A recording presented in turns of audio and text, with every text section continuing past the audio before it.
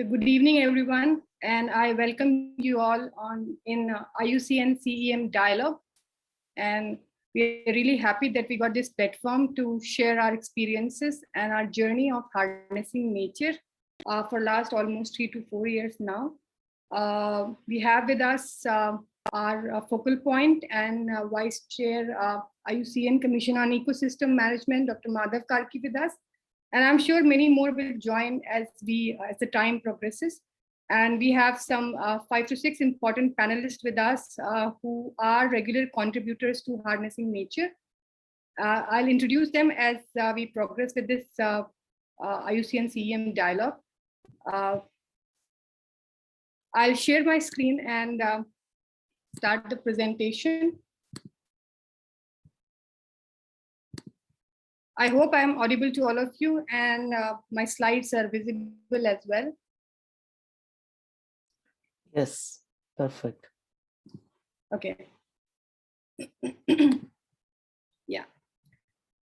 So once again, I welcome you all in this dialogue, and this dialogue is a very rich opportunity to regional members of South Asia to present their knowledge product that we have developed with the voluntary contributions of South Asia members in last union program of 2016, 17 to 20.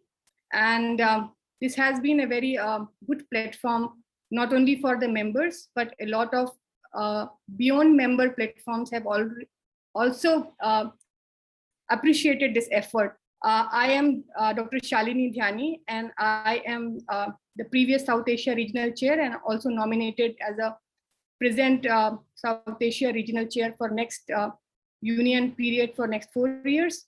I am also Senior Scientist with Council for Scientific Industrial Research with National Environmental Engineering Research Institute, Nagpur in India. And the presentation and the dialogue that I'm going to present with all of you today is about how this idea of harnessing nature actually evolved. What was the development and what was the journey that we have taken in last all these few years. I'll talk also about harnessing nature. What are the main mandates? What is the logo all about? What are the key ideas that we are interested to share more on our platform? And overall objectives. My colleagues, Dr. Madhav Karki and Dr. Deepu will also share about publication policy for harnessing nature, the editorial members, and how is our strategy for publication, our communication plan as per Union and Commission on Ecosystem Management's communication strategy. We will also be presenting and showcasing some of the interesting volumes that we have presented in last few years, important bulletins, and our social media outreach that has happened because of this important knowledge product, the flagship program of harnessing nature.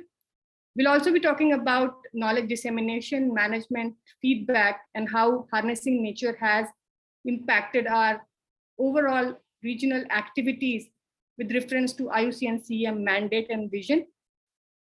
And in the last, we have invited few of our very important panelists who are regular contributors to harnessing nature platform. So what have been their interest and strategic approach for awareness generation? So this is the basic agenda that will be and the content that I'm going to present today. Before I go into detail about harnessing nature and presenting what harnessing nature is, a little bit about for all those who are from non-IUCN backgrounds and or the members who have recently joined, IUCN Commission on Ecosystem Management is one of the very important commissions of IUCN, and we are the South Asia Regional Group members, and the important ecosystems that are in this particular region are Himalayas and Hindu Kush, then coastal and island ecosystem, coastal and marine ecosystems, Deccan Plateau, Indo-Gangetic Plains, and so many other ecosystems that are part of South Asia. We are not only we are a group of scientific group of almost 300 plus members that are part of South Asia region. And We had a very strong core group for last 4 years, and we are now going to start up a new core group for the next 4 years with equal participation from 5 important countries, that's Sri Lanka, Bhutan, India, Maldives, Nepal, and Bangladesh. And our mission has been more in last 4 years, and that will be progressing more in next 4 years about influencing and improving the knowledge base on complex issues related to ecosystem conservation and healthy ecosystems. We are also working on generating knowledge for understanding the scenario and influencing environmental policy in the region. We and our members are strengthening this approach by sharing the documents, success stories, working on experiences and practices that are related to climate change adaptation and nature-based solutions in the region. Our special interest also lies in initiating some important work on red listing of ecosystems by understanding the values of biodiversity, ecosystems, and emerging drivers of biodiversity loss. If I share a little bit more, the IUCN program of previous 2017 and 20 considered South Asia as one of the regions among eight statutory regions of IUCN that requires greatest conservation needs. And this is relevant even in present union program of 2021-24. One of the important achievements of last 4 years have been, we had about 92 members in our previous union program, and it started in 2017. And in 2021, before World Conservation Congress, we have a huge number of members now. 351 members are right now Commission members. And this shows the strength right now that South Asia region has in the memberships. Now, moving to the important discussion that we are going to have and sharing the information about harnessing nature. That is a weblog and magazine by the members of IUCN Commission of Ecosystem Management, South Asia Regional Network. So we started initially as a weblog, and in last 3 years, we progressed also developing and having our magazine at least 3 issues every year.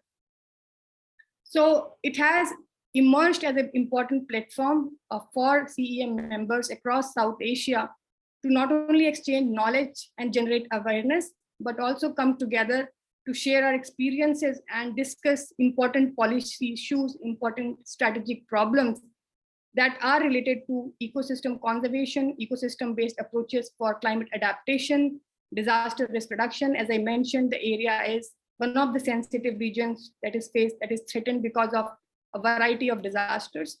Restoration, governance issues, agriculture specialist group. We have a very good contribution on indigenous crops and cropping practices that are more climate adaptive in nature, forest specialist group, and especially forest landscape restoration program, and many more other relevant programs, including urban ecosystems, etc., that we are featuring and regularly including in our Harnessing Nature magazine. Now, if I share a bit about the journey, I should take you all back to 2018, when there was a very important seminar that many of our CEM members attended in Divecha Center for Climate Change at Indian Institute of Sciences, Bengaluru. And we invited a lot of members from southern part of the country of India. And this was a major turning point where, with the collaborative discussions and brainstorming, we thought that being member is okay, and it's a good thing where many of us can contribute directly, but many are not able to directly contribute and learn more about the IUCN Commission on Ecosystem Management agenda and vision. So that was one of the genesis points from where we decided that we should have some presence and visibility by having a weblog. And that is when we started our weblog. So based on our initial discussions, and thankfully we had some good leading think tanks, universities, and international organizations in our discussions. And we decided that we should use an online platform for publishing news and sharing knowledge from whatever activities members are involved, because we have many members in many international committees and important discussions also. So Harnessing Nature weblog was the first thing that if was an effective way of reaching out to CEM members. And it was launched on World Environment Day, that was on 5th June 2018. And in a very small span of time, it actually gained a lot of popularity among readers and writers, not only in Commission on Ecosystem Management, but also beyond our network of IUCN Commission on Ecosystem Management. And this also led to a lot of interest among people to apply for membership of CEM. And that is one of the reasons why we have a lot of expert members part of this regional network. So this was our first blog that we wrote on, and it was more about a thought-provoking discussion on why environmental days have started to matter more to humanity. Reasons are obvious, and we are knowing the kind of situation right now we are living in. So this thought-provoking discussion and article actually invited a lot of more articles that were more focusing on that particular year on nature-based adaptation, disaster risk reduction, ecosystem-based management, restoration, as well as green and natural infrastructure. Now, if I share about what were the key brief areas and key brief important aspects of harnessing nature, I should mention that it is an important knowledge product right now that we are having. It started as a multi-author blog initially, but it later on took up a good shape of a magazine because we are working on diverse themes and we have good contribution on diverse themes of article as per the mandate of IUCN Commission on Ecosystem Management. It's also a good platform to showcase the success, the publications, the announcement of members. And it is also a good thematic, good platform across thematic groups to exchange knowledge with each other. So under the broader umbrella of IUCN CEM mission, the blog especially looks forward to articles that are based on different areas of CEM, and it has a special emphasis on CEM intersessional mandates as per 4 years of union program. So whatever we are presenting today is based on our last 4 years of union program mandate. Now, initially the entries, and right now the entries are for articles or any other thing that goes on our web blog is facilitated by our managing editors. I'll detail more about this in our forthcoming slide, and a very strong expert editorial team. The web blog and articles are published in magazine and are endorsed and popularized through our social network that are Twitter, Facebook, and we also have a very good YouTube handle where we have a lot of hits by other than IUCN members. So in last 3 years, harnessing nature became a kind of a brand for us and it also became a one-stop destination where a lot of members are coming and getting themselves updated about South Asia's activities. And it also became a place where others can come to see see how relevant publications on recent topics are coming, important opinion pieces on some of the important strategic policy discussions happening globally, important conferences, events, and also public announcements were taking place on these particular platform. You can see some of the important titles of some of the important articles that received a good number of acceptance from the readers that were coming virtually. So the homepage of Harnessing Nature features flash updates from members of the commission. And later on in 2020, the idea of digital magazine was conceived. And right now we are in the 3rd year of publishing this magazine. This also covers contribution from South Asia members. Everything of this magazine is taken care voluntarily only by the members of the region. But the mandate and the subjects that are covered in the magazines have global, regional, as well as national scope with reference to the intersessional agenda and mandate. So we have a very strict way how we go through our publication process.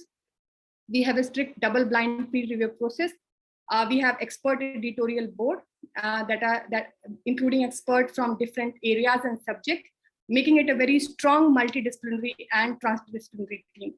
Now, you all might be interested to know about this interesting logo that we have right now, H with some red and black color. So the logo of Harnessing Nature was prepared after a lot of discussions and thinking. And this logo symbolizes the juxtaposition of human ingenuity over nature in the era of Anthropocene. And that is one of the key challenges right now we are facing. While the shade of red in the logo are signifying extreme vitality and energy of the South Asia biocultural diversity, black is the reflection of the mysterious unknown of Mother Nature that is always there. And with this humility of wisest being, we have led to the possession of greater knowledge through this particular knowledge product. Now, with reference to the publication policy, as I mentioned, we are committed to maintaining the highest ethical standards. Many of the experts in the team are not only experts, but also young professionals. But it is a good area to actually explore that we maintain highest ethical standards that are followed in peer-reviewed high impact journals. So in order to ensure the outcome of providing our readers with a magazine of high quality, we are following a double-blind peer review process. And we ensure that articles are original. And if there is something that is being taken or adapted from somewhere, it is appropriately accredited, and the details of this courtesy is also given. We regularly use a plagiarism detection software to ensure there is no plagiarism and reduced similarity index for our articles. Our editorial board is, again, as I mentioned, are mostly senior international specialists, but at the same time, we have a good place for young professionals as well. And these professionals are from 5 countries of the region, and it has a great diversity, geographical diversity, as well as we have tried to ensure gender diversity also and gender balance in our editorial board. We have just completed our 4 years, and we look forward to updating and strengthening our editorial board. So very soon we will be having a call for inviting expert editors to our editorial group.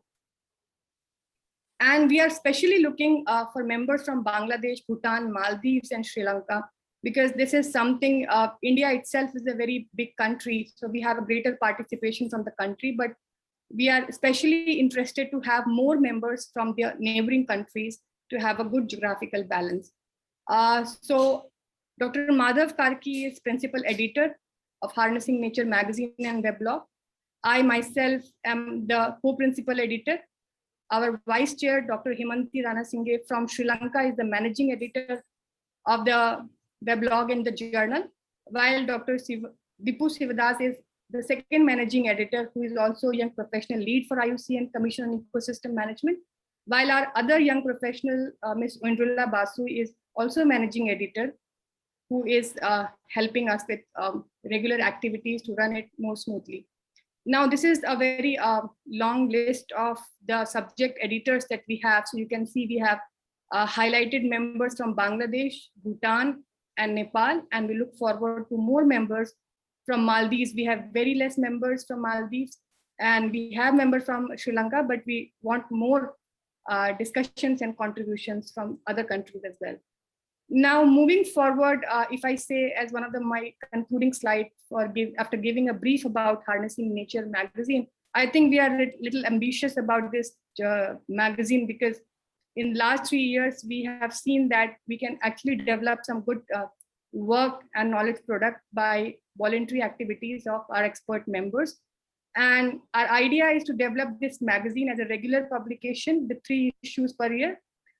We are having some small seed funding that we have been promised, but we are looking for some good funding source in coming months also, so that we can develop a limited print version of this magazine. We have been trying for ISSN and ISBN number for our magazine. Unfortunately, because of pandemic, it got delayed, but this will be the important task in coming year. And developing a centralized submission management portal is again an important area that we would like to work with our team of members. So with this, I conclude, and I invite Dr. Madhav Karki, who is principal editor of Harnessing Nature magazine and vice chair in Asia focal point for IUCN Commission on Ecosystem Management. and Executive Director, CGED, Nepal. So he'll be talking about CEM's new communication and knowledge production guidelines. I welcome you, sir, and the floor is all yours. So thank you, Dr. Salini. Hello, everyone. I'm very pleased to participate in this dialogue, and I'm very happy that many of you are able to join. So I will be, what you have heard from Dr. Salini is basically how harnessing nature has evolved. What was a small idea, which a small group of us were discussing, has taken shape of a very, I would say, important knowledge product for CEM globally, but in particular for our members in South Asia. So if I can have the next slide, please. So recently, IUCN CEM has brought out a new communication guide, and we are required to align ourselves to the new guide, and that has values and then strategic elements.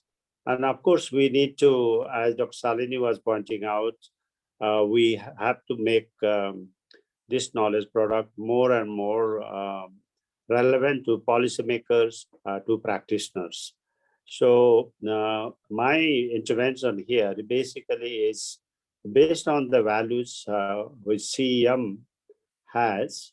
I feel that harnessing nature already is well aligned to the CEM's values, but I think we can be more specific so that our readers in South Asia can relate themselves to the Harnessing Nature magazine and to its content. So first value is we are a commission on ecosystem management. Therefore, our value is that we believe in ecosystem-based approaches, we believe in its principles, and we promote it. So the second value, of course, is we promote ecosystem-based approaches based on best science and diverse knowledge system. Dr. Salini mentioned about how we also take into account indigenous and local knowledge, and that makes indigenous knowledge, local knowledge, traditional knowledge, traditional ecological knowledge. All these knowledge systems have some, I would say, relations with the culture, which South Asia has in very plenty. So this harnessing nature has to promote the science as well as diverse or inclusive knowledge system, as to promote a scholarship and greater understanding of ecosystem management in South Asia, as well as Himalayan countries and Himalayan landscape, South Asian landscape, which is also very diverse. We have mountain ecosystem, we have desert ecosystem, we have coastal, we have, of course, very dry tundra ecosystem in trans-Himalayan zones. So we have this diversity which we need to promote. And then, of course, HN is a knowledge product, and that is based on science. But then it has to also be based on and inform our audience what are the best practices based on citizen science, indigenous science, so that whatever knowledge we promote, that guides good policy and also creates evidence base. Next slide, please. And this evidence base is very important for policymakers. As all of you know, seeing is believing. And for policymakers, that is more important. So they would like to see, if we talk about ecosystem-based approaches, if we talk about nature-based solutions, they would like to see how it is done. And they would like to see the outcome. what has been changed, what has been the difference our ecosystem-based approaches have made. To really do that, we have to work based on a mission. We have to contribute to the vision. We have to achieve our goals and objectives. And this 4 elements, strategic elements, I call it, of harnessing nature has to be also guided by CEM's communication guidelines.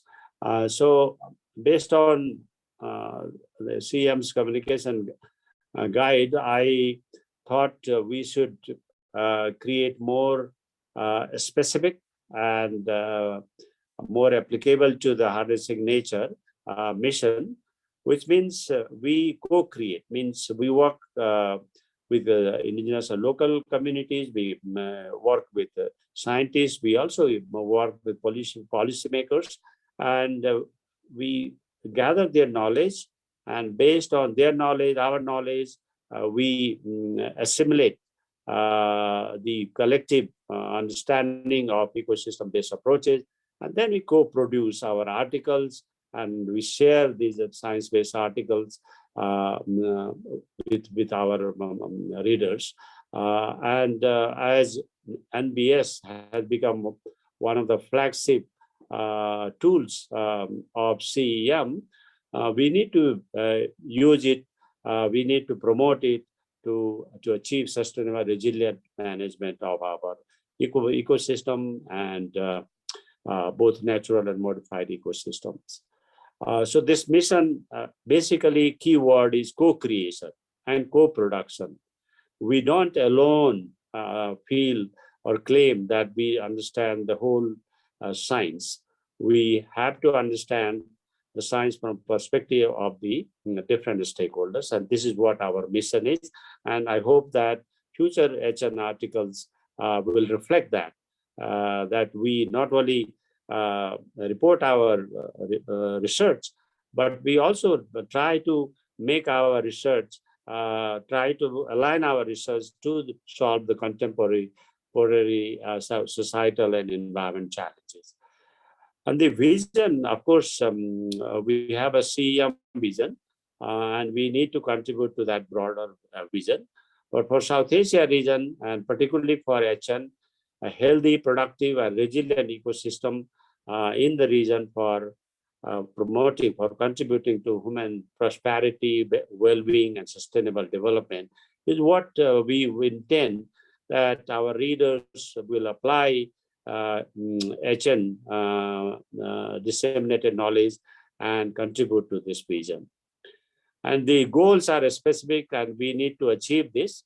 When we say ecosystem-based approaches, you can see that we have suite of approaches. We have ecosystem-based approaches, adaptation. We have ecosystem-based disaster risk reduction. We have environment protection, protecting infrastructure and communities, or ecosystem protecting infrastructure and community, which means that ecosystem, if well managed, it can protect both the infrastructure and communities, and ecosystem-based mitigation.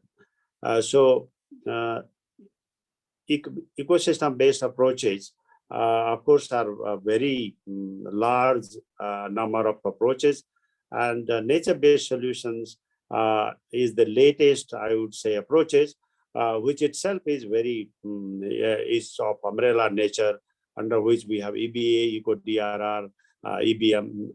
So our goal is that we promote ecosystem-based approaches, we promote nature-based solutions for the sustainable management of socio-ecological system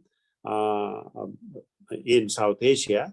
And we also use, when we say ecosystem, people are in ecosystem, so we also promote community-based ecosystem management or community-based natural resource management. So the goals are a bit broader, but the last, I think, which is very important element of the I would say HN's HN is to promote the uptake.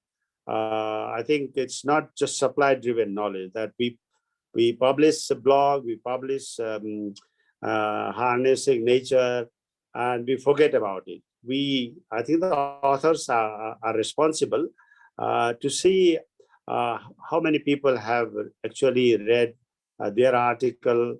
Of course, these days it is easy to track it by tracking the number of hits the website or HN blog will have it.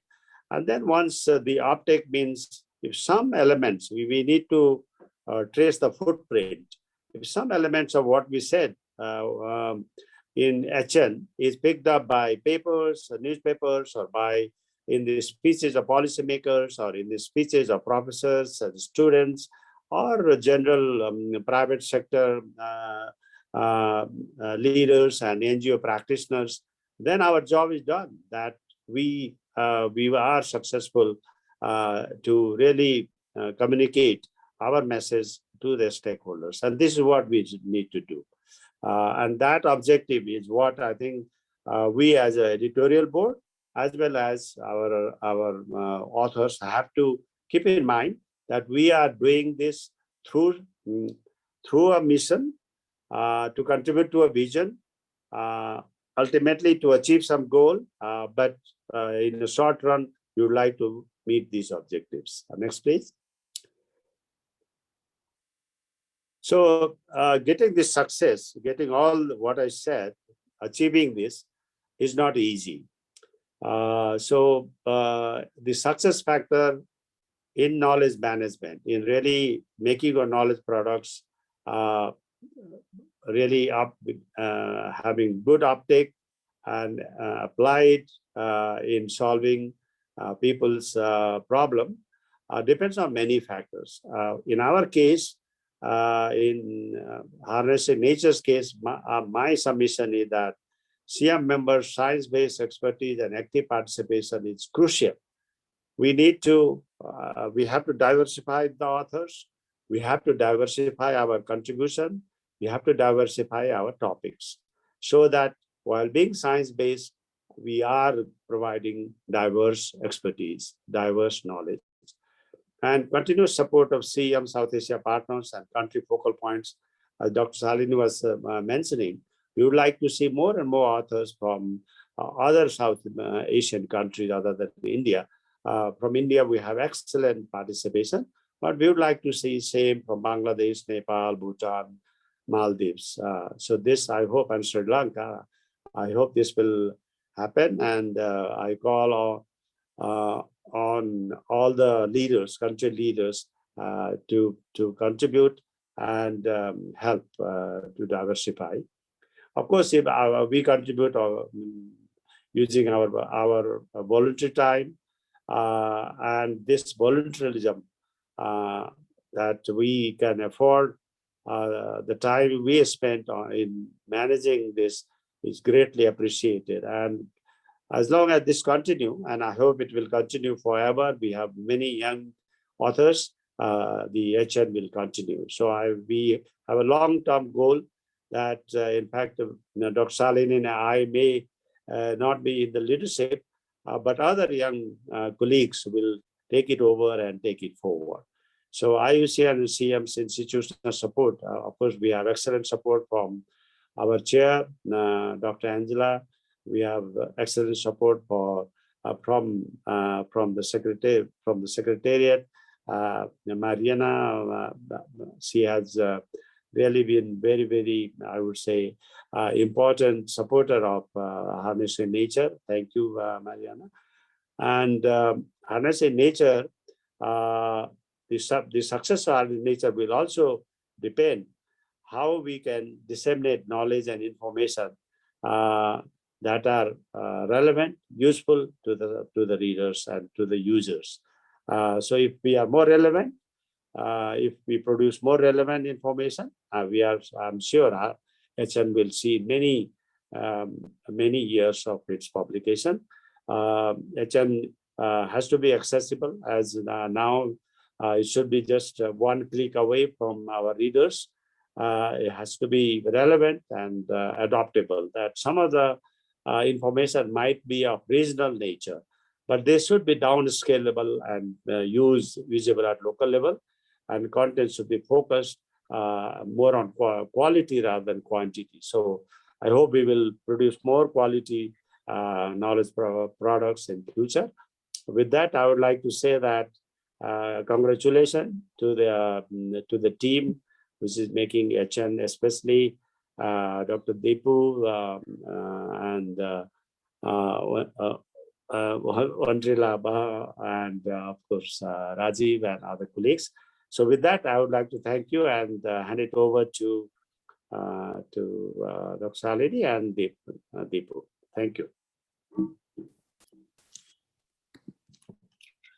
Thank you so much, Dr. Madhav Karki. It was indeed a pleasure to hear your important insights about the magazine and sharing some of the communication strategies of CEM that is very relevant for all the members who have joined from different places to this IUCN Dialogue to understand. And I'm sure this will facilitate more submissions for our weblog and our upcoming magazine issues. With this, I move to the next speaker of this dialogue today. We have Dr. Deepu Sivdas, who has been a very active managing editor and a great support to actually shape up this magazine and weblog the way it looks right now. And it's very impressive, I must say. So I welcome Dr. Deepu Sivdas, who is also Young Professional Lead for IUCN Commission on Ecosystem Management. He's postdoctoral fellow with Jawaharlal Nehru Tropical Botanical Garden and Research Institute in India. And I look forward to hear his perspectives, and also I'm sure the participants will get some great insights about how good harnessing nature has been performing in last few years. Thank you so much, and over to you, Deepu. Thanks, Dr. Shalini. Could you please share the next slide? Yeah, Okay, can you mute myself so that there is no issue? Okay. So, as said previously, the Harnessing Nature blog was officially launched on the World Environment Day of 2018. To give a short insight into the how the blog is currently accessed by people across the globe, we had created this blog in the WordPress platform, and till date we have posted about 49 blog posts, including some videos which are mostly expert thoughts on some pertinent issues in relation to the ecosystems in South Asia. And as per our counts, we had about 3,197 people directly visiting our blog. And of course, there are more than these numbers accessing the blog post through the different social media handles of CEM South Asia region, such as Instagram, Facebook, Twitter, etc. And we are also having a good YouTube channel with several videos pertinent to the issues in South Asia region. Even though we are terrestrially grouped by only 6 countries in the South Asia region, we have reads from over 100 countries with about 1,444 active followers who are following the updates regularly. Next slide, please. So moving on to the Harnessing Nature magazine, the first issue was published in 2018 December with 10 articles discussing on the aspects like indigenous people and nature-based solutions, ecosystem-based approach for mangrove conservation, water management and alternate energy, agroforestry for sustainable restoration of croplands, etc. And also, initially the magazine was conceived as a consolidation of the blog articles published during a year. This issue also contained a post which had already appeared in the blog. Next slide, please. In 2019, we had 3 issues of the magazine published. The issue 1 was published on January 2020 with 12 articles, with some key articles discussing on conflict resolution through livelihood improvement, human-wildlife conflicts, and the need for vernacular design for having resilient neighborhoods, resilient ecosystems, forest fires, mostly in the South Asian region, and a discussion on the UNCCD COP14 outcomes, which was held on the September 2019. The issue 2, next slide. The issue 2 was released on March 2020, and this was a special issue on the International Forest Day. So the articles were mostly aligned to forestry, and which covered articles on forest landscape restoration, forest and sustainable development goals, mainstreaming mangrove conservation to production sectors, and principles of ecosystem restoration, and zoonotic diseases and the need for forest protection. And there were a total of 17 articles in this issue. Next slide. So we brought out the third issue on the June of 2020, which included 17 articles, mostly discussing on the invasive species and impacts and their impacts in forest and urban environments, and community efforts in conservation and management of caterpillar fungus, an economically important species in the Dorpathan hunting reserve in Nepal, and emerging issues of traditional ecological knowledge and biodiversity, and some policy recommendations for sustainable agriculture.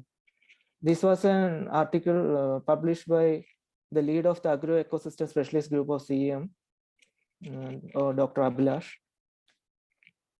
And some other articles were on the human-animal coexistence in the period of COVID lockdown. Next slide. So the first issue of the third volume was published last month on the occasion of IUCN World Conservation Congress. And luckily we were able to release this magazine in the venue by our deputy chair, the then deputy chair, Dr. Madhav Karki, who is also the focal point of South Asia region. And this included 19 articles, mainly discussing on the needs for landscape approach for conservation of threatened species and ecosystems, and nature-based solutions and circular economy, healthier ecosystems towards the ecosystems and societies post-COVID-19, and the need for changing the concept of ecosystem health for One Health into a reality. And the issue also had articles on wild edibles as a source for mainstreaming biodiversity for food and health. There were also articles on the need for tapping on the wide range of native oil seeds to reduce the stress of oil palm plantations in the forest in South Asia region. And there were also articles on blue economy for inclusive growth, and some personal experience working with traditional cultures, land restoration, species conservation, and healthy ecosystems. Next slide. So over the last 3 years, we were able to publish 5 issues of the magazine with contributions from 54 authors, which had resulted in 75 articles. The articles had reflected the views of the members in the South Asia region, and this has been well viewed by members across the CEM network, and this is also showcased in the IUCN website too. The magazine is available in the IUCN website also. So even though the number of articles which has been published during the last 3 years is 75, but the actual number of submissions were more than that, and those that were not included in any of the issues of the magazine due to some reasons after the review process were included in the blog if found interesting. So the people who are submitting the issues to the magazine will have an option to publish it in the blog if it is not accepted to the magazine. And we are thankful to the reviewers who had supported us in the review process, who had helped us in this blind review. And one thing is worth mentioning that this was a coordinated voluntary effort, as said previously, throughout the last 3 years. And thanks to all the members who had contributed and to the chair, Angela, and our focal point for constant encouragement. Over to you, Shalini.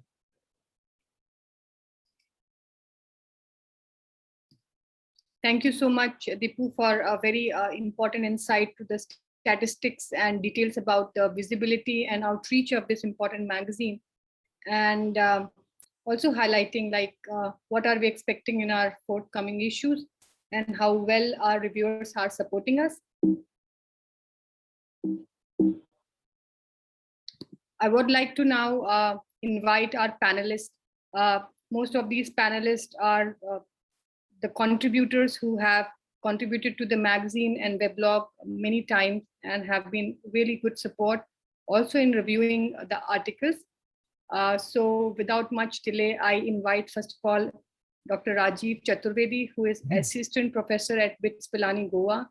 He was co-lead for Forest Specialist group, and he's also IUCN CEM South Asia member.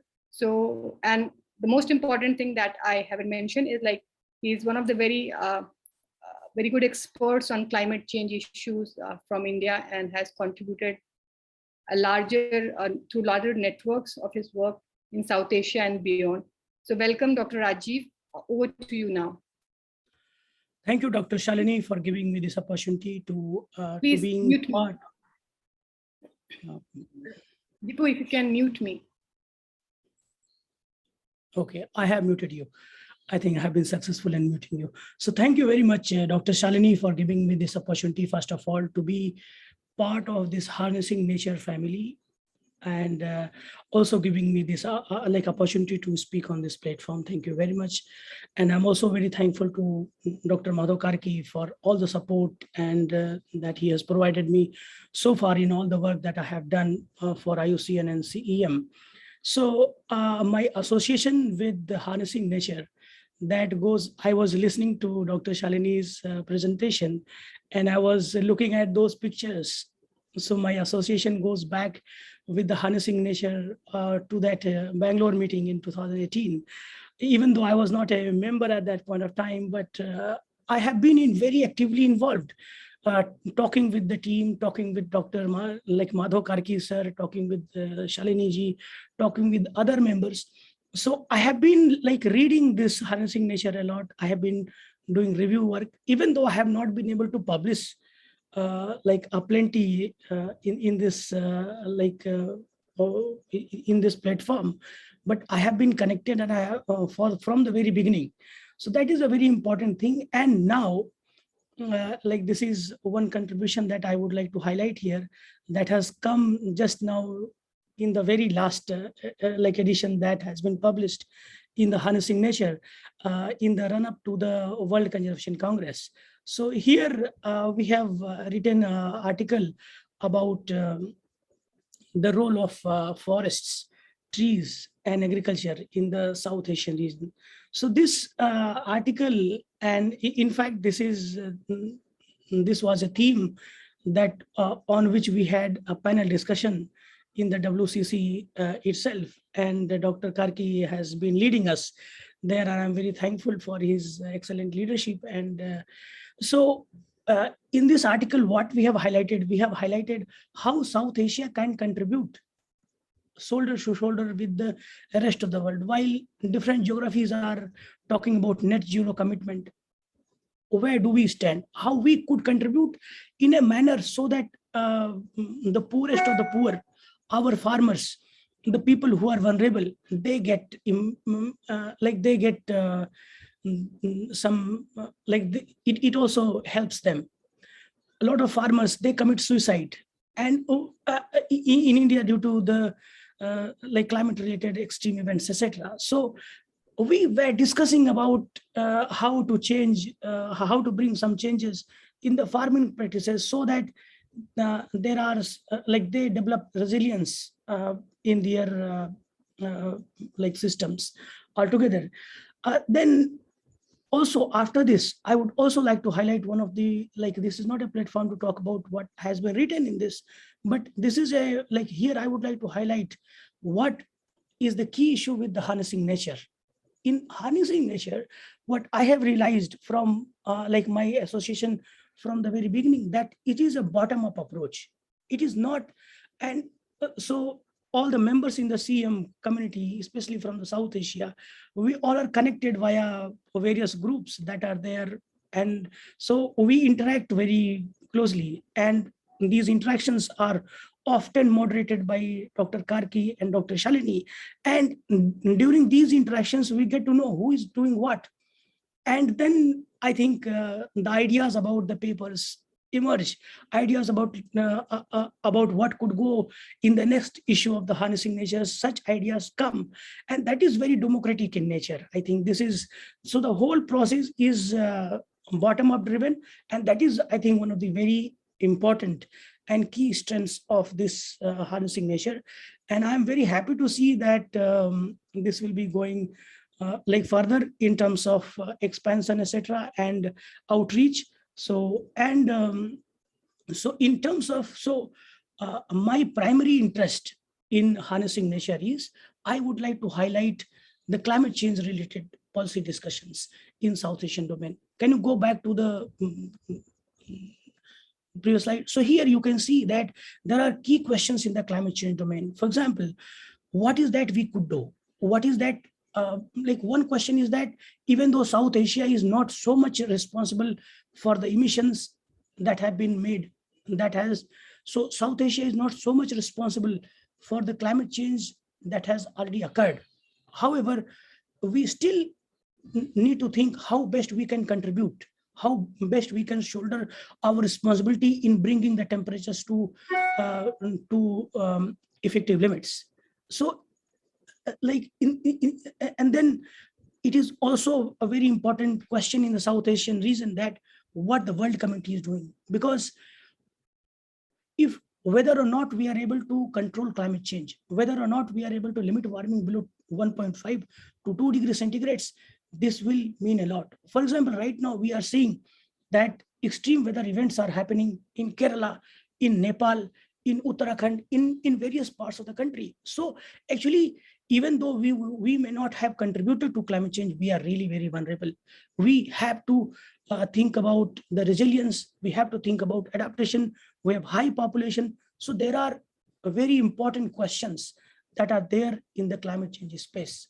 The time is very less, so I would stop here, but I would like to take some of those questions in this platform and contribute.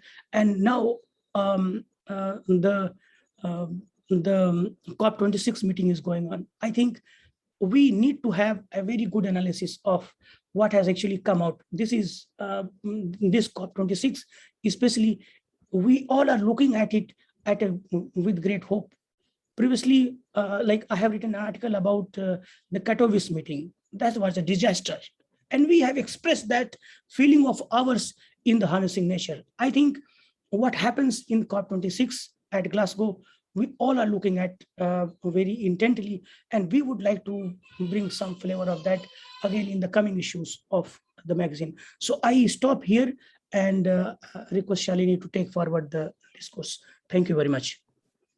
Thank you, Dr. Rajiv, for a very insightful discussion and your points that are very relevant to upcoming COP. And I'm sure we will be really happy to have your other upcoming opinion pieces from Glasgow COP and other climate discussions that are relevant to South Asia and beyond. I thank you for your participation on a very short notice. And with this, I move to the next panelist for this discussion. We have Dr. Indradat Bhatt, who is a government, who is a senior scientist in government organization, G.V. Pant Institute of Himalayan Environment, and he is also contributor and chapter author to IPCC upcoming reports, and very happy that he is also a CEM member and a very avid contributor to our web blogs as well as our magazine. I welcome you, sir, and I look forward like how this platform has helped your outreach and sharing the experiences from Indian Himalayan region to the broader IUCN community, as well as beyond our CEM networks. Over to you, sir. Okay. Yeah, thank you. Thank you, Dr. Shalini, for giving me this opportunity. Am I audible? Yes. Okay. So thank you so much, and thank you, Dr. Madhav. It is a pleasure to see you after a long time. Maybe in 2005 we met in Delhi. So thank you so much, and thank you all the organizers for organizing such an important event. And I will start with the Mahatma Gandhi quote, where he said that nature has given enough and enough for our need, but not enough for man's greed. This implies that if we sustainably use our natural resources, we need not to worry. In this context, this magazine can play a vital role through collecting information on the various natural resources, various issues on natural resources, and gives suggestions, recommendations for mitigation, adaptation mechanism for their conservation and management. And also the magazine through various article that highlighting the best practices which can help to diverse group of stakeholders to implement these practices through out the Southeast Asian region. In my opinion, this is an innovative approach. Next please. This is an innovative approach which can be used to address basically nutritional security, that previous one, which can address basically the nutritional security, food security, basically health benefit, agriculture sustainability, livelihood opportunity, and it can also maintain the ecosystem health. You can promote the nature-based enterprises, food, health, income, etc. Through collecting all these, reading all the articles, all the success stories, and this is the case of wild edibles, which recently published in the Harnessing Nature magazine, where we can see that these wild edibles are used in the various products. If you see the value and demand that is increased basically exponentially, that is used in the functional food, nutraceutical, pharmaceuticals, cosmeceuticals, you see. And if you see that more than 25% of the world's population, that including 60 million indigenous ethnic people, they all are depend on the forest, and those resources we can get from the forest. If you look in the Himalayan regions, we have over 675 wild edible species. So this type of information we can get from this magazine, and those resources, those products we can harness for the betterment of the mountain people. And for that basically we need to how we can that promote those resources, how can utilize those resources sustainably. So we need to develop we need to organize some of the green skill building programs, which we can which we can use those resources for promoting those resources. We can involve diverse group of stakeholders, and particularly for the younger generation, so that they can connect with the nature. Next please. And I think harnessing nature is an ideal platform for sharing our knowledge, sharing our thoughts, or sharing our individual and institutional thoughts for sustainable utilization of natural resources. It can disseminate knowledge on nature and natural system. It can enhance basically understanding about mountains and raise awareness for ecosystem and its services.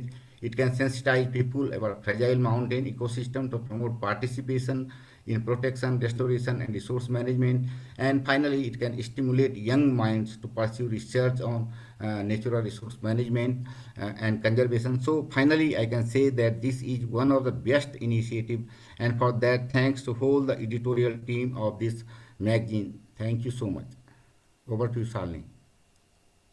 Thank you so much, sir, for very insightful details in a very small span of time. What I could see from your the details that you have presented: co-creation, awareness generation, gender, more opportunities to all genders, and then restoration. Thank you for highlighting restoration in one of the most area that is more sensitive to disasters and climate risk. So I think you have rightly captured most of the things, and I'm happy that through you, we are able to highlight some of the important issues of some of the remotest areas of the country. Thank you for your presence and your insights. Now I move to the next presenter for today, one of the important panelist for today is Ms. Anushri, and she is an RM and Sustainable Development Specialist. She's also a Shivning Fellow and IUCN CEM member. She was previously with IUCN India office. And good thing is that IUCN's flagship project on Bond Challenge, she has extensively worked on that, and she brings in some great experience and insights from pan-India exposure and experience that she has. So without wasting much time, I invite her to share her experiences with the magazine and how successful she has been by sharing her experiences on restoration and FLR in India and beyond. Over to you. Mute me, please. Thank you so much. Thank you so much. Good morning, good afternoon, and good evening, everyone. It is a pleasure to be here, and I would like to thank especially the CEM chairs, also the editors of Harnessing Nature for this opportunity today to be part of this webinar. I have had the privilege to actually contribute several articles on topics such as the Bond Challenge Pledge, forest landscape restoration, ecosystem and biodiversity conservation, etc., to various issues of Harnessing Nature magazine. Is quite close to my heart. And a couple of recent issues that I had contributed to. One was the special WCC issue that came out this year, where I contributed an article on beyond net gain and net zero, holistic conservation of ecosystems and biodiversity, which I thought was quite relevant, especially now that we are talking about post-2020 global biodiversity framework. Another article that I especially wanted to highlight and that Dr. Shalini has mentioned is on the work that I've done on Bond Challenge in forest landscape restoration. This was published in the 2020 special issue that came out for International Day of Forests. And it talked about Bond Challenge and forest landscape restoration, FLR in India, the present status and the future strategies. Now, I especially would like to take a couple of minutes to just talk about this, because what we realized while working on this project is that Bond Challenge is something that even though it was launched in 2011, and it is actually a voluntary pledge to bring into restoration 350 million hectares of degraded and deforested land into restoration by the year 2030. And so anyone can make it. This is a pledge that can be made by countries, by governments, by NGOs, by private sector companies. And India at Paris COP in 2015 had actually made one of the largest pledges across the world. Government of India pledged to bring 21 million hectares of degraded and deforested land into restoration by the year 2030. And we even in 2019, with IUCN support, the Government of India launched the first progress report towards the Bond Challenge pledge, which was actually the first such report from any country in the world. And it's now being used as a template, even by IUCN Secretariat and by other countries, and has been showcased at various COPs. So in the particular article, I wrote about what Bond Challenge is, because we realized that a lot of people may not have heard about it as much as the UN conventions, even though Bond Challenge contributes to all these conventions, and talked about forest landscape restoration and talked about where India is presently towards meeting this target, but also what needs to happen for India to actually meet that very ambitious target of bringing 21 million hectares into restoration by the year 2030. If I could have the next slide, please. So for me, Harnessing Nature blog and magazine has proved to be quite an invaluable knowledge platform. I've realized that South Asia, all our South Asian countries are connected through the immense richness and diversity of ecosystems, landscapes, and biodiversity that all our countries have. And Harnessing Nature blog and magazine has been, and can continue to be that unique and invaluable knowledge platform to showcase success stories, opportunities, and challenges, and not just across South Asia, but for success, for showcasing the success stories to the world. Thanks to some of these articles that were published, mine in Harnessing Nature, I had interesting dialogue and interesting connections with other colleagues who are facing similar issues in countries such as Brazil, Costa Rica, who reached out, and there was interesting dialogue that happened there. And this especially made me realize that there is so much that can, that we can learn about the work that our colleagues are doing in the region and showcase this work to the world. Another thing that I feel that can happen is that Harnessing Nature can actually continue to be an important platform to share the progress, the various opportunities, challenges, and best practices on the various national, international conventions and country commitments that we have, such as the UNCBD, the UNFCCC, the UNCCD, the Sustainable Development Goals, as well as Bond Challenge. Because in a regional consultation on Bond Challenge and forest landscape restoration that was hosted by the Government of India and carried out with IUCN support in 2017, we had participation from both government and non-government partners from India, Bangladesh, Bhutan, Nepal, and Sri Lanka. And it was discussed that the time to make pledges is probably, we continue to do that, but we need to move on to implementation. We need to move on to capturing the best practices, what has worked, but also what has not worked. And one of the primary things that everybody at that regional consultation said is that there is a need for a knowledge platform, a forum to have these discussions, to have these exchange of success stories and opportunities. And I strongly feel that Harnessing Nature has provided me the opportunity to know more about what is happening in the region.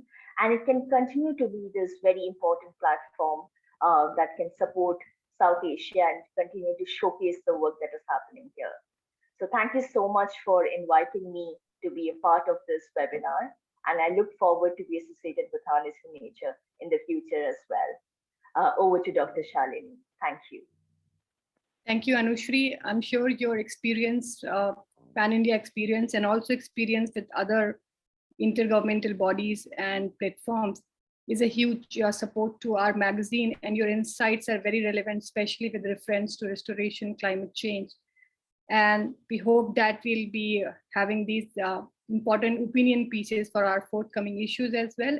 And you have already mentioned this. So I thank you for your presence on a very short notice once again. And I move to the next presenter and panelist for today. We have with us Mr. Ratul Saha, and Ratul has recently joined IUCN CEM. Nevertheless, he has been one of the important contributors to our magazine, and he has shared some important insights from his vast experience of working in coastal and marine areas, and now recently in a different responsibility as a senior consultant with Ernst & Young LLP. So I am really interested and eager to hear the experiences that Ratul has to share with Harnessing Nature. Over to you, Ratul. Yeah, thank you. Thank you, Dr. Shalini, and greetings from Kolkata to all the IUCN CEM chairs, experts, practitioners, and academicians on this platform. And being a festive season, and this greetings is very important from this side of the India. At the very onset, I want to just explicitly say that, stakeholders are constantly challenged when it comes to using the knowledge to influence, to do any management for an ecosystem. And for an informed stakeholder, the analysis is required to carry out to develop a state of knowledge platform for supporting a community of practice on the best practices of NRM, the key insights or on institutional, technical, participatory aspects of collective NRM interventions and the efforts are really required to be in one place for a stakeholder to be informed and influence any decision. So I see IUCN CEM as that knowledge product or a platform, and these 8 thematic areas or the subjects that are there, which facilitates the entire IUCN CEM group. And while you actually see the areas or the topics that emanates out from this IUCN CEM portfolio, you get influence, and you climb the ladder in your area of work, to have a win-win situation, and over development and conservation. But at the end of the day, who are all working at the space, we are confronted with these 2 aspects, development and conservation. So thank you. Next slide, please, Shalini. Yes. So this photograph that you see, so I take you to the site where I was there last month, and also it's related to the contribution in the recent Congress. The geometrical shapes that you see are basically the agricultural fields, and the interesting part, that's half taken out and half still standing. Next slide. So what are these? So these are the pachyderms or the elephants. They had their dinner last night. So this is a picture of last night, basically.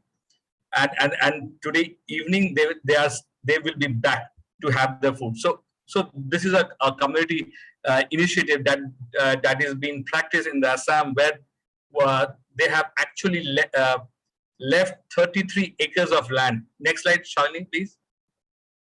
Yeah, on the left-hand side, you see the land that is about 33 acres that have been given by that Karbi Anglong community in return for the interventions by the department and the civil society who are practicing there. So, I will not get into the institutional mechanism and how it is. I just will focus on the next slide. Next slide, please. So, at the cost of what? So, at the cost of this of nature-based solution. Again, I'm not explaining the NPS, but if you see this, all this that the government agencies are doing in Assam or in other parts of India are just more or less similar to this, to manage a conflict, to contribute to the sustainable development goals. And they have been successfully doing it in achieving the low-hanging fruits. I was also doing the same for the last over a decade, for last 11 years in Sundarbans. I was doing the same, and the conflict in Sundarbans is like the management and the way the people have changed over since 2001 is enormous. Yes, there are conflicts, but the change that has been in the last 1 or 2 decades is phenomenal. So what next? So are we all the government agencies or an expert, should we be limited our interventions to this diagram? So we need to sustain the growing demands of the market. Next slide.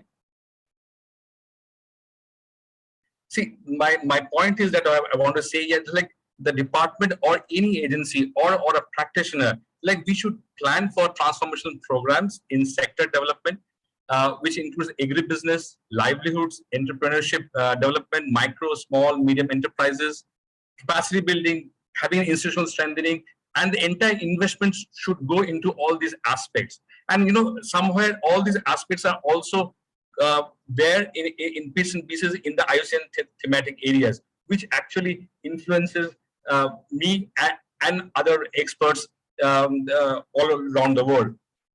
So in this slide, I would be just focusing what made me change my portfolio as a conservationist to now I'm a management consultant, is to just climb the ladder and understand what next can be done to take it from those conservation needs and having a development aspects incorporated in a sustainable way. So this value chains, see the value chains, they are the engines of growth.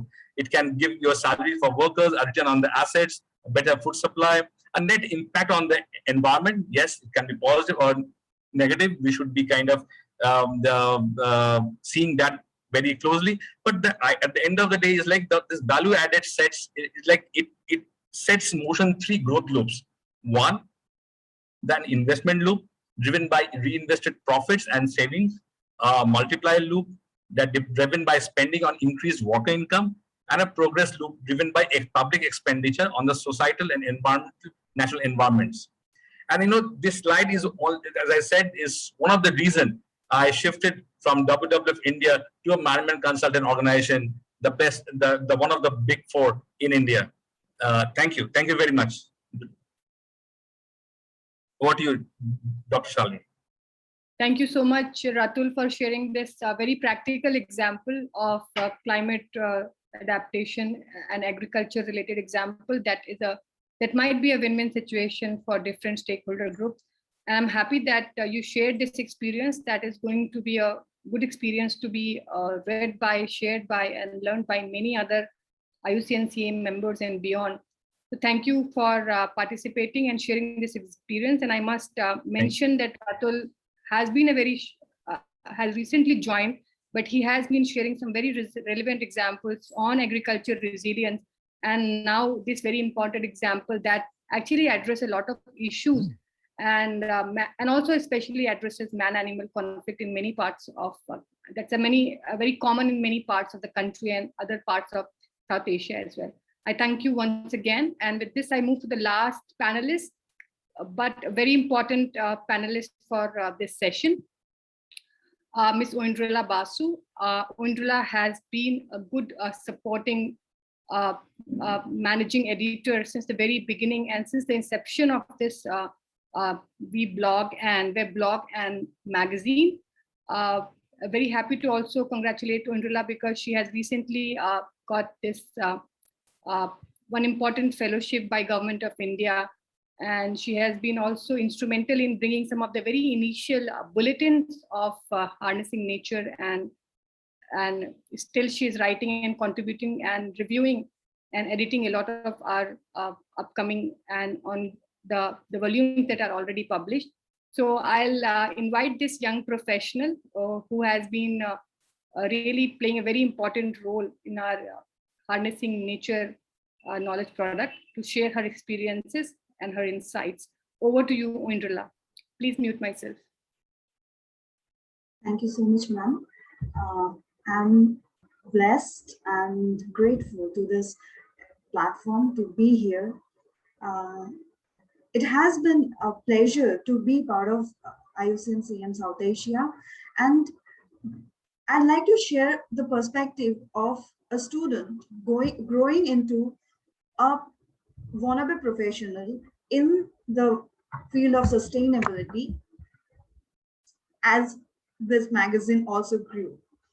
I joined IUCN CEM South Asia when I was a master's student in Forest Research Institute, Dehradun in India.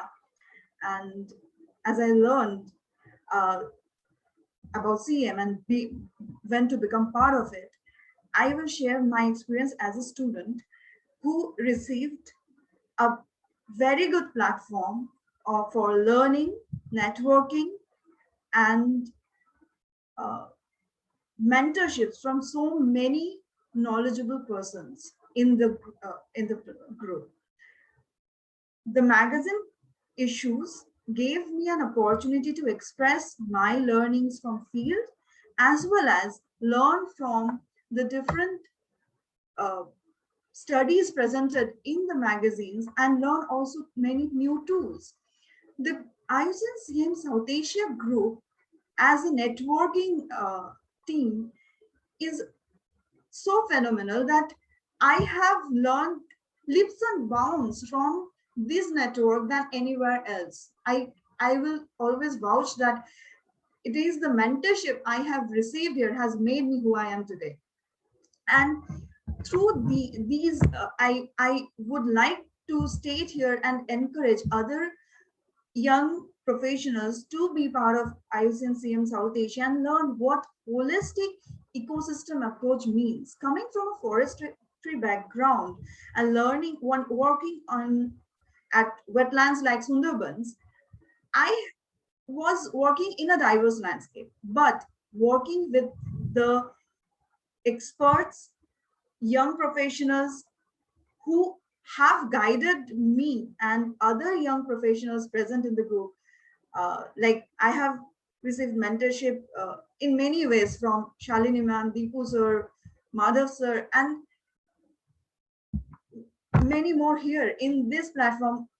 And it has given me an edge over many others of my peer group to learn and experience nature in a much different way than I would have if it was not present. So I would love to encourage everyone uh, from to be part of IUCN CEM South Asia if they're from South Asia, and be part of IUCN CEM if they're from any different part of the world, and the different other commissions as well. But this commission is pretty active and gives ample opportunity to grow and learn and utilize them. And as ma'am rightly said, I have been a researcher for past 2 years as working as a junior research fellow in Jadavpur University on Sundarbans. And it was working with this IUCN team and working for these uh, publications and reading and writing, which made me think, how can I be part of that implementation process, which my predecessors in today's event has also been saying. And hence I applied for one of such skill development and entrepreneurship development fellowship in India. And I represented the same vision that I shared just now with there also, and got selected in Mahatma Gandhi National Fellowship. And I believe my vision has been shaped in a way for a better resilient future for not only India, but in a global view, because I was part of this group.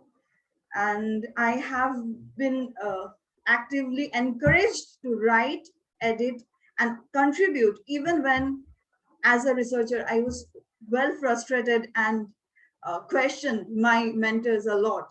So this is a space where I could question, I could express, I could write, and I could learn and grow. And I would love to encourage every young student, learner, professional to be part of such dynamic groups to learn and grow together. And I am grateful to Dr. Shalini ma'am, to Dr. Madhav sir, to Deepu sir, and every member of this team to make this such a conducive place, conducive space to express and grow together. Thank you so much. Thank you for this opportunity to be here. Thank you so much, Indrila, for sharing the experience as a young professional, and also how harnessing nature has helped you shape up the way you write and express yourself. And I think I take it as an acknowledgement and as appreciation for the entire team of South Asia CEM network. And I think this was the last panelist for this important CEM dialogue. With this, we are at the end of this dialogue. And I thank everyone. But before I thank everyone, I would request Dr. Madhav Karki to briefly summarize what we have discussed so far and what are the key takeaway points that can help us to take them as key messages out of this dialogue, and that can help us to strengthen our activities with reference to harnessing nature and weblog. Over to you, sir.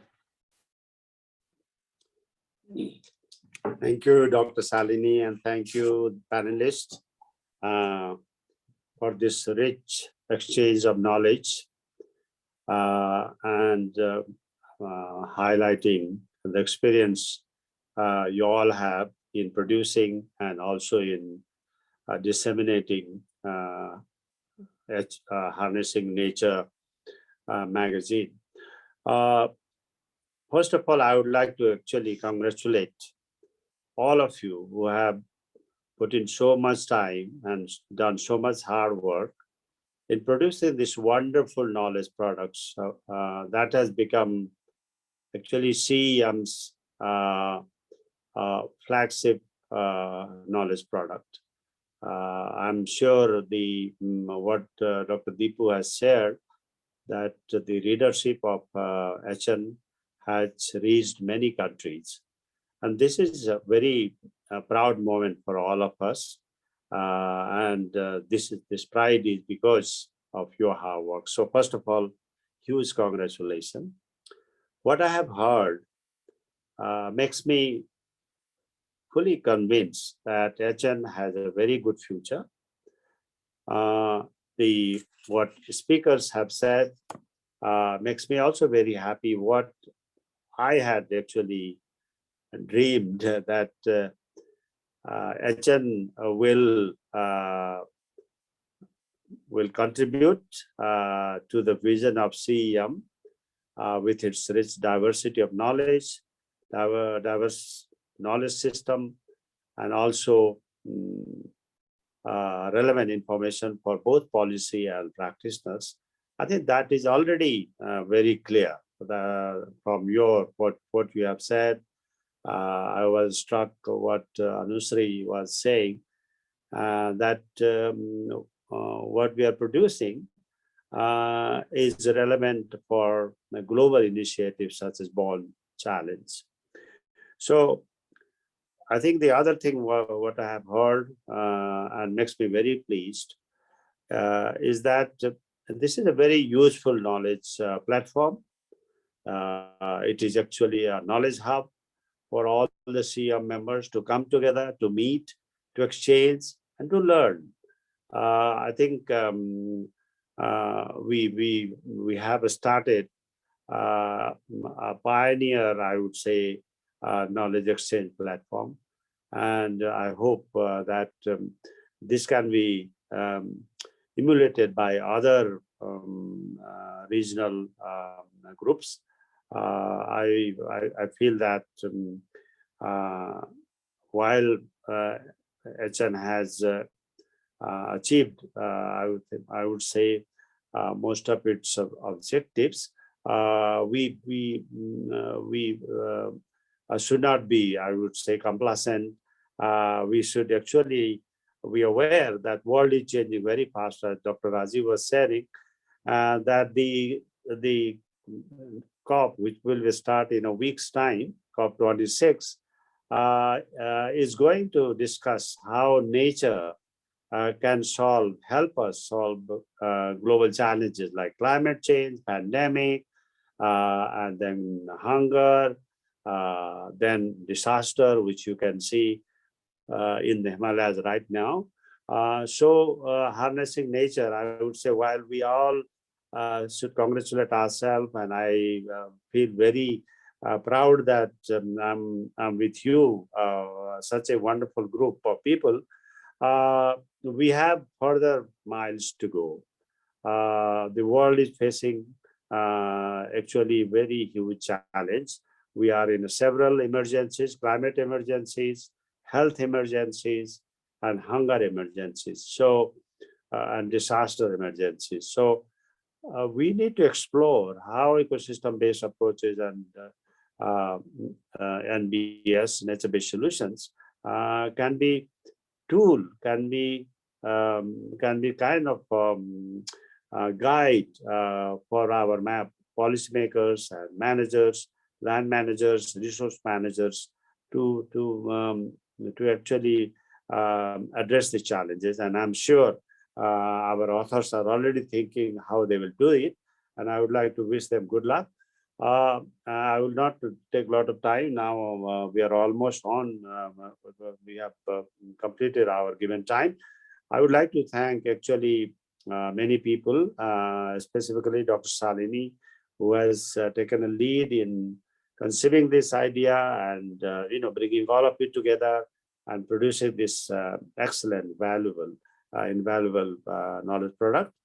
I would also like to thank Dr. Deepu and all the production team for your hard work and continuously producing the blog and then the magazine issue.